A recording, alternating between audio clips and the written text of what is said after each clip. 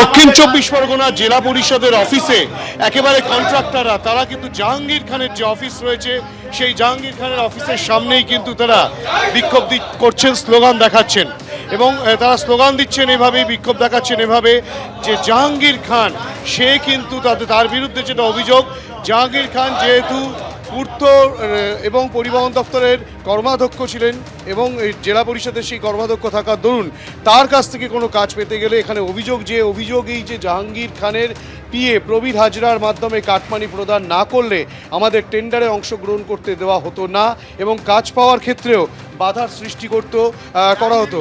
এই কাটমানির পরিমাণ কয়েক হাজার কোটি টাকা, এই টাকা ক্যামাক স্ট্রিটে পাঠানো হতো, তেমনটাও কিন্তু অভিযোগে লেখা রয়েছে।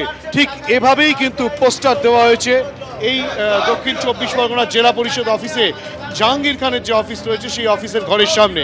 আমরা সরাসরি কথা বলবো এখানকার কন্ট্রাক্টরদের সঙ্গে।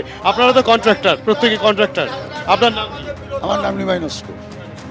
আপনারা এই যে জাহাঙ্গীর খানের যে অফিস রয়েছে জেলা পরিষদের অফিস, উনি পূর্তের কর্মাধ্যক্ষ ছিলেন, ওনার অফিসের সামনে আপনারা পোস্টার দিলেন, এই পোস্টারে মূলত কি উল্লেখ করতে চেয়েছেন এবং আপনারা কি অভিযোগ করছেন? আমাদের দীর্ঘদিন 7 বছর ধরে 7% থেকে 10% টাকা কার্ড মানি দিতে হয় প্রবীর হাজরার কাছে জমা করলে। তার কথাটা কি?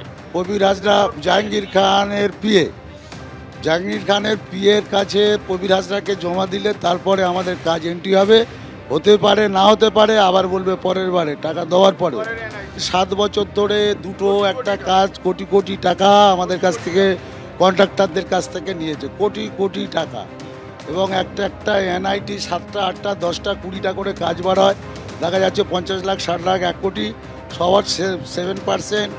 আবার কন্ট্রাক্টরের কাছে 2% বেশি নেয়, তার কাজটা আমার কাজটা তার দিয়ে দেবে, এইসব প্রবীর হাজরা করতেন। আমাদের মূল উদ্দেশ্য হচ্ছে আমাদের টাকা ফেরত দেওয়া হোক। জাহাঙ্গীর খান যে টাকা নিয়েছে এবং কাটমানি, হ্যাঁ কাটমানি হিসাবে 10% এবং 7%, আবার আমার কাজ আবার নিয়ে কারোর 12% নিয়ে কাজ দিয়েছে এবং টাকা নিয়ে অনেক সময় কাজ দেয়নি, পরের এনআইটি দেবো, পরের বছর দেবো, এইভাবে আমাদের হেনস্থা করে গেছে।